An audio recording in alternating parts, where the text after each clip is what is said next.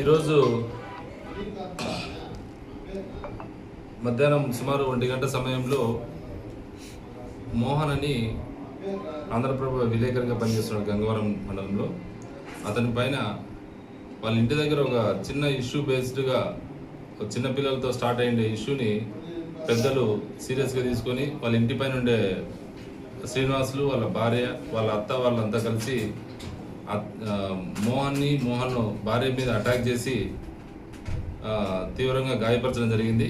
దాంట్లో భాగంగా హాస్పిటల్లో అడ్మిట్ అయిన తర్వాత తెలిసింది ఏమంటే మోహన్కి హ్యాండ్ కూడా ఫ్రాక్చర్ అయిందని తెలిసింది. తలకు కూడా 2 చోట్ల స్టిచెస్ పడినాయి. దానిపైన మాకు కంప్లైంట్ ఇచ్చారు. శ్రీనివాస్ అనే అతను, వాళ్ళ భార్య, వాళ్ళ కొడుకు, వాళ్ళ అత్త వాళ్ళంతా కలిసి దాడి చేసి అతన్ని తీవ్రంగా గాయపరిచారని చెప్పి మాకు కంప్లైంట్ ఇవ్వడం జరిగింది. దాన్ని సీరియస్గా మేము యాక్షన్ అయితే ఖచ్చితంగా తీసుకుంటాం. కేసు ఆల్రెడీ రిజిస్టర్ చేయడం జరిగింది. ఫర్దర్ ఏమైనా ఉంటే డెవలప్మెంట్స్ ఇన్ఫార్మ్ చేస్తాం. సార్, ఒక జర్నలిస్ట్ పైన ఈ విధంగా దాడి చేయడము మేమంతా కూడా హేయంగా ఖండిస్తూ ఉన్నాము. దీనిపైన మీరేం చెప్తారు సార్? ఓకే, ఇది యాక్చువల్గా ఒక అంటే ఫ్యామిలీ టు ఫ్యామిలీ జరిగిన ఇష్యూ కాబట్టి జర్నలిస్ట్ పైన దాడి అనుకోవట్లేదు. But at the same time ఏదైనా కానీ అతన్ని ఆ విధంగా అటాక్ చేయడం అనేది మాత్రం మేమైతే దాన్ని ఉపేక్షించేది అయితే లేదు. మొదటి నుంచి కూడా మన ఇంటి మిద్ది పైన ఆమె వాళ్ళ హస్బెండ్ శ్రీనివాసులు సుగుణలో పనిచేస్తారు. ఆమె ఇంట్లోనే ఉంటుంది. ఆ పేరు శశి. వాళ్ళ అబ్బాయి వాడు రూపేష్ మెస్సి వాళ్ళు ప్రైవేట్ స్కూల్లో పనిచేస్తారు. మన సైకిల్ మా అబ్బాయిది టైర్ ఏదో కోసినట్టుగా ఉన్నారు.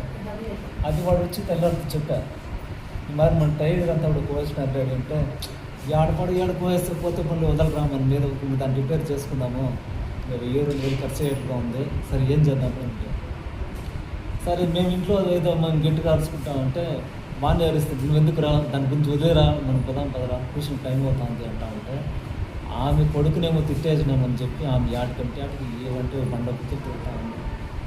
ఎందుకమ్మా అమ్మ తిట్టుకుంటారు, చిన్న విషయాలకంతా కూడా మా రాధాంతం చేస్తాము అని దానికి వాళ్ళ మొగన్ని పిలుచుకోరని చెప్పి వాడు పిలుచుకొని వస్తూ ఏంటంటే ఇట్లా కట్టెత్తుకొచ్చినాడు. ఏందిరా కొట్టేదానికి ఎత్తుకొస్తాడగా, చిన్న విషయాన్ని దీనికి పోయి ఎంత రాద్ధాంతం చేయాల్సిన అవసరం ఏముంది మాట్లాడిందనుకో.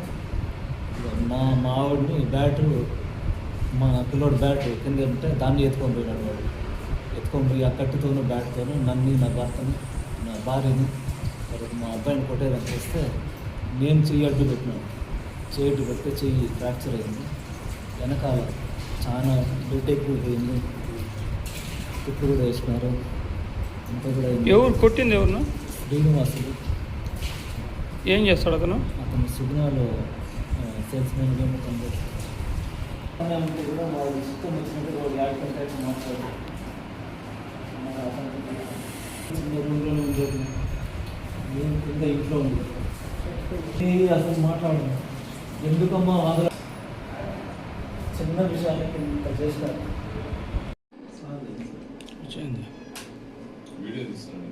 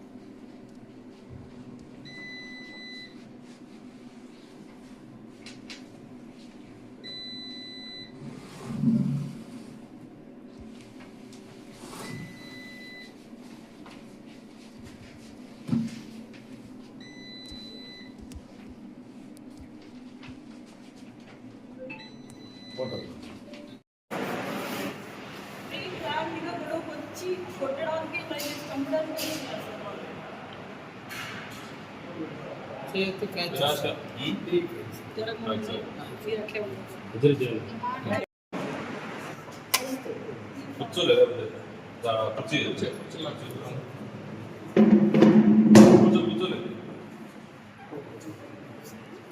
గట్టిగా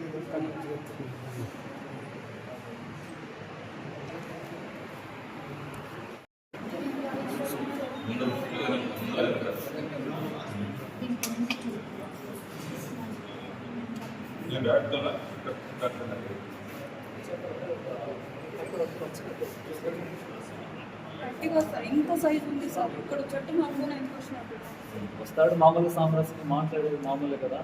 వస్తాడు జస్ట్ మరి జరిగింది సర్దుబాటు చేసుకున్నాం చెప్దామనుకున్న టైంలో వాడు వస్తే పట్టేసుకుని వచ్చి కొట్టేదనుకో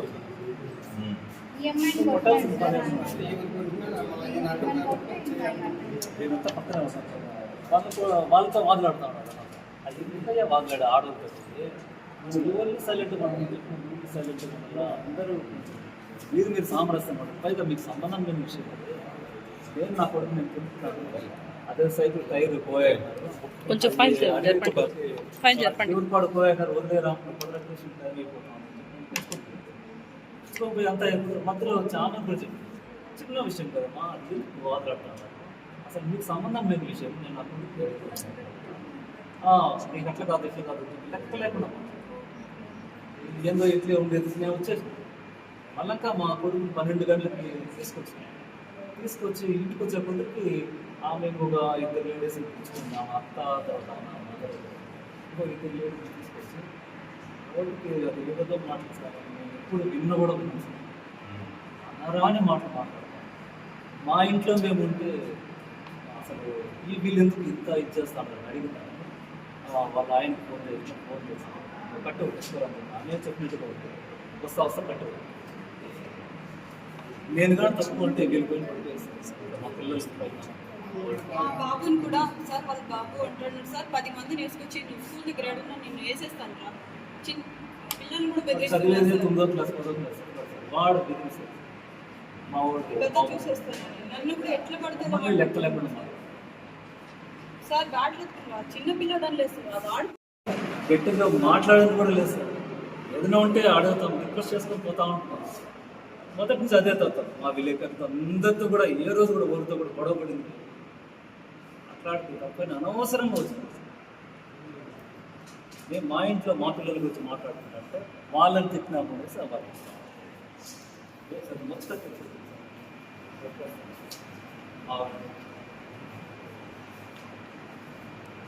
తెచ్చిన పెట్టాను మాకైతే చాలా మొత్తమే కలదు ఇంత రాష్ట్రం నేను కానీ లేకపోతే అసలు నా భార్య గారి పిల్లలు కూడా తెస్తారు. ఆ పరిస్థితులు సార్ ఒకసారి ఆయన తర్వాత వాళ్ళ వైఫ్ వాళ్ళ కొడుకు వాళ్ళ అత్త మా అమ్మాయి వాళ్ళు మొత్తం 5 సార్ బయట విలేజ్ లో ఉంటాం ఫోన్ చేసి పిలిపిస్తుంది సార్ దీని తర్వాత చూసేద్దాం నువ్వు రాదు అన్నోళ్ళు పంపించుకురాదు పిల్లలు తెలిస్తే నా పిల్లలు నా బిడ్డ నాకు అదే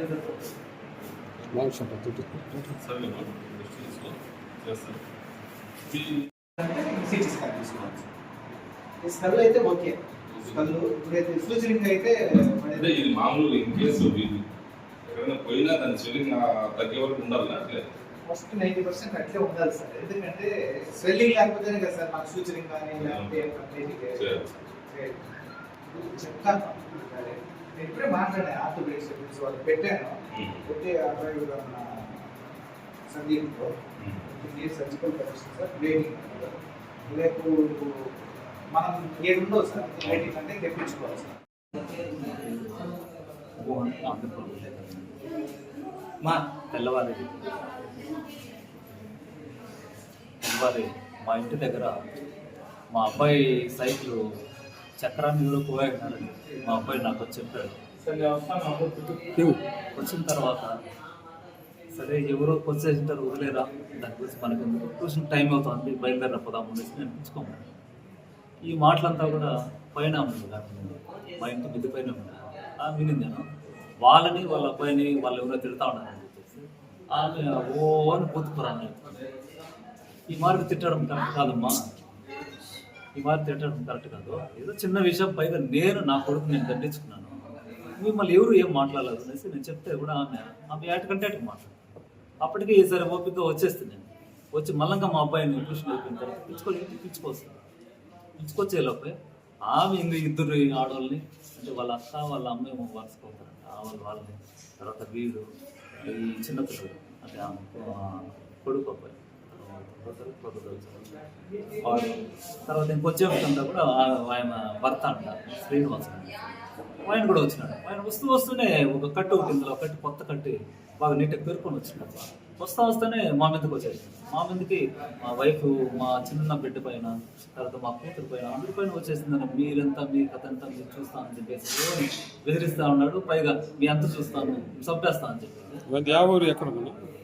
అతనికి పొలంనేలోనే ఉంటాడు. వాళ్ళు కొంచెం మోతకుపల్లి అని చెప్పి మాత్రం మనకు తెలిసింది. ఆమెది అంటే లేడీ శశి అంటారు. ఆమె మోతకుపల్లి అని చెప్పి తెలిసింది. అతని దేవుడు మనకు తెలియదు. అతను ఎక్కడ సుగుణాలు ఎక్కడ పనిచేస్తాడంట. అంతవరకు మనకు తెలుసు. ఎందుకంటే మన పనిలో మనం ఉంటాం కాబట్టి మనం ఎవరిని అంత ఇదిగా ఎవరిని కూడా పట్టించుకోవాల్సి ఉంటుంది. మన పనిలో మనం ఉంటాం. వాళ్ళంతకు వాళ్ళే కావాలని మనపైకి పుట్టేదానికి వచ్చింది కాకుండా చివరికి మా ఆవిడని పుట్టేస్తానంటే నేను పోయి చెయ్యి అడ్డుపడితే చెయ్యి పైన కట్టుతో వేసుకున్నాను. కట్టుతో వేసిన తర్వాత మళ్ళంకా నేను ఈ నొప్పిని చెప్పి ఇట్లానే కొందరికి మళ్ళంకా కట్టుతో తలపైన వేసే కొందరికి నాకు ఏం అర్థమే కదా కిందకు పడిపోయాను. కిందకు పడిపోతే కూడా వదలకుండా ఇక్కడ ముందర కొట్టినాడు. ఫస్ట్ వెనక్కి కొట్టినాడు, ఇక్కడ ఉంగేకుంది. మనం కింద పడిపోయి కొందరు ముందర కొట్టినాడు. నాకేం అర్థం కావలేదు. మా వాళ్ళంతా కూడా ఓని వాసేకుంది. సరే అట్లే వేసి పిచ్చుకోలేదు. రక్తం అంతా కారిపోయింది. ఏం అర్థం కాదు. మా కొడుకుని పిలుచుకొని వేరే హాస్పిటల్కి వచ్చి మీ సొంత మిల్లు కాదు, బాడీకి. వాళ్ళు బాడీకే ఉంది. వాళ్ళు బాడీకే, నేను బాడీకి. నేను సుమారుగా 12-13 ఏళ్ళు కాదు బాడీకి. వాళ్ళకు 2-3 ఏళ్ళుగా వాళ్ళు ఉన్నారు. మొదటి నుంచి కూడా అంతే చిన్న చిన్న విషయాలు అంటే మనము ఆడ పైన బట్టలు ఉతికేదాన్ని ఉతికేసి ఆడ ఆరేసుకోవాలనుకున్నా కానీ మా పిల్లలు ఏమైనా ఆడ సైకిల్ ఏదో పెడతా ఉంటే కానీ అన్నిటికీ గలాటాలకు వచ్చేది. అది మాకు నచ్చదు. వాళ్ళు మాట్లాడే మాటలు బూతులు తిడతారు, ఏదేదో తిడతారు. మనం ఎప్పుడు కూడా ఆ మాటలు వినిలేదు, మనం ఎవరిని ఆ మాట అనిలేదు. కానీ వాళ్ళు మాత్రం కావాలని మనం. అందరికీ నమస్తే. నేను doctor Yugandhar, RMO area hospital Polamneru. ఈరోజు అనగా ఈ దినంలో 6:45కి మోహన్ అనే ఆంధ్రప్రదేశ్ ఇక్కడికి రావడం జరిగింది. అది 12:30కి అక్కడ మన లోకల్లోనే ఏదో అసాల్ట్ జరిగి ఆయన ఒక ప్రైవేట్ హాస్పిటల్కి వెళ్ళేసి అక్కడ మన పిఓపి వేసుకొని తర్వాత హెడ్ ఇంజరీకి అయితే సూచనలు వేసుకోవడం జరిగింది. ఇక్కడికైతే వచ్చారు. ఇక్కడికి వచ్చిన తర్వాత మనము ఎక్స్రే తీపిస్తే దాంట్లో బోన్ ఫ్రాక్చర్ మాదిరి కనపడింది. దానికి పిఓపి ఆల్రెడీ వేసినారు కాబట్టి స్టెబిలైజ్ చేసాము. స్టెబిలైజ్ చేసి ఆయనకి కళ్ళు తిరుగుతుంది అంటే మనము ఇక్కడ అడ్మిషన్ చేసుకొని తర్వాత ఆయనకి పరీక్షలు చేసి ఆయనకి స్టెబిలైజ్ చేసినాం కాబట్టి మేము ఇక్కడ అడ్మిషన్ చేసుకొని రేపు మార్నింగ్ సర్జరీ చేసే ప్లాన్ చేస్తున్నాము. దాని తర్వాత ఇప్పుడు కళ్ళు తిరుగుతుంది కాబట్టి ఆ కళ్ళు తిరగడానికి మనం ఇక్కడ మంచిగా మెంటాల్ పెట్టుకొని వాళ్ళకి స్టెబిలైజ్ చేస్తాము. ఇక్కడే అబ్జర్వేషన్లో పెట్టుకున్నాం కాబట్టి ప్రాణాపాయం అయితే లేదు, కానీ అబ్జర్వేషన్లో ఇక్కడ అడ్మిషన్ చేసుకుని పెట్టుకుంటున్నాము. Thank you.